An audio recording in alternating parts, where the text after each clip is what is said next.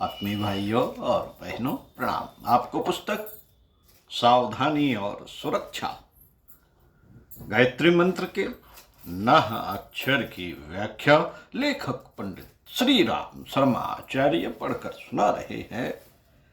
पृष्ठ 20 से पाप से सावधान रहो। मनुष्य का पतन शारीरिक और मानसिक दोनों प्रकार के दोषों से होता है।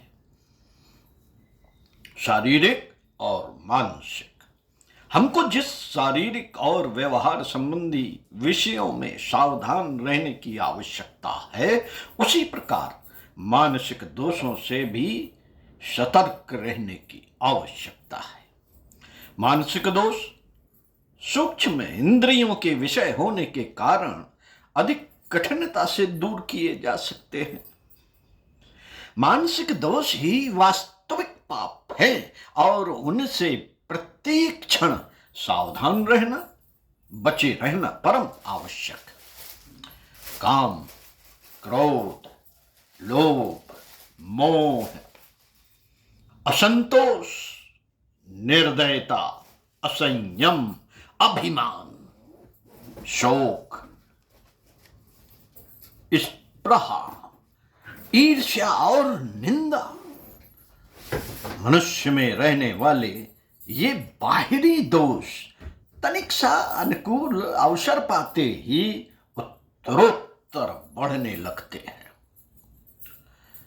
मुनि सनत सुजात के अनुसार जैसे व्याघ्र मृगों को मारने का अवसर देखता हुआ उसकी टोह में लगा रहता है, उसी प्रकार इनमें से एक एक दोष मनुष्यों का छिद्र देखकर उस पर आक्रमण करता है। अपनी बहुत बड़ाई करने वाला लोलुप, अहंकारी, क्रोधी, चंचल और आश्रितों की रक्षा न करने वाले, ये 6 प्रकार के मनुष्य पापी है। महान संकट में पड़ने पर भी वे निडर होकर इन पाप कर्मों का आचरण करते हैं। संभोग में मन रखने वाला, विषमता रखने वाला, अत्यंत भारी दान देकर पश्चाताप करने वाला, कृपा, काम की प्रशंसा करने वाला तथा स्त्रियों के द्वेषी, ये 7 और पहले के 6, ये 13 प्रकार के मनुष्य नृशंस वर्ग के कहे गए हैं। सावधान रहे। मनुष्य प्रायः 3 अंगों से पाप में प्रवृत्त होता है, शरीर, वाणी और मन द्वारा। इनके भी विभिन्न रूप हो सकते हैं, विभिन्न अवस्थाएं और स्तर हो सकते हैं। ये प्रत्येक मनुष्य का अधः पतन करने में समर्थ हैं। तीनों द्वार बंद रखें। शरीर, मन और वाणी का उपयोग करते हुए बड़े सचेत रहे। मित्रों, बड़े सचेत रहे, कहीं ऐसा ना हो कि आत्म संयम की शिथिलता आ जाए और पाप पथ पर चले जाए। शरीर के पापों में वे समस्त दुष्कृत्य सम्मिलित हैं जिन्हें रखने से मनुष्य के, ईश्वर के, शरीर के पापों में वे समस्त दुष्कृत्य सम्मिलित हैं जिन्हें रखने से ईश्वर के भव्य मंदिर रूपी भवसागर से पार कराने वाले पवित्र मानव शरीर को भयंकर हानि पहुंचती है।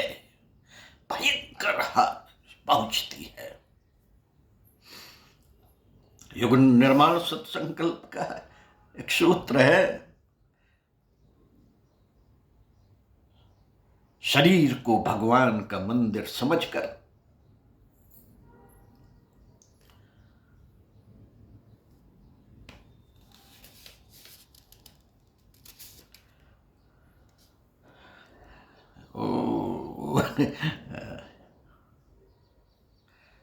क्या कहते हैं, शरीर को भगवान का मंदिर समझकर उसकी रक्षा करेंगे।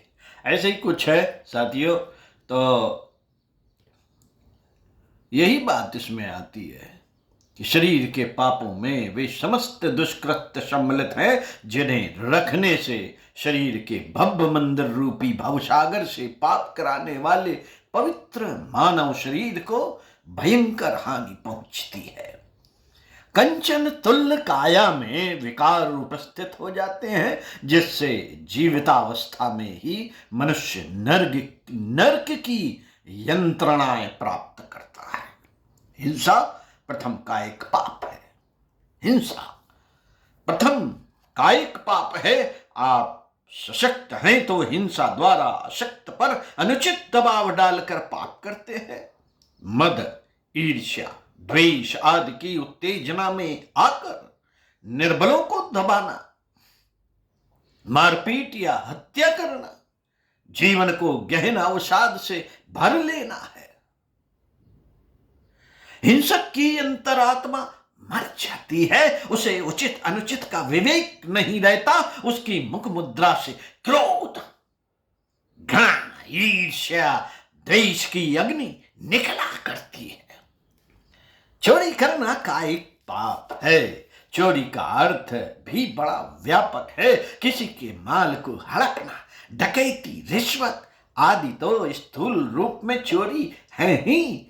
पूरा पैसा पाकर अपना कार्य पूरी दिलचस्पी से न करना भी चोरी का ही एक रूप है। किसी को धन, सहायता या वस्तु देने का आश्वासन देकर, किसी को धन, सहायता या वस्तु देने का आश्वासन देकर बाद में सहायता प्रदान न करना भी चोरी का एक रूप है। फलतः ये कार्य अनिष्टकारी एवं त्याज्य है। व्यभिचार मानवता का सबसे घिनौना निकृष्टतम का एक पाप है। जो व्यक्ति व्यभिचार जैसे निंद पाप पंख में डूबते हैं, वे मानवता के लिए कलंक स्वरूप हैं।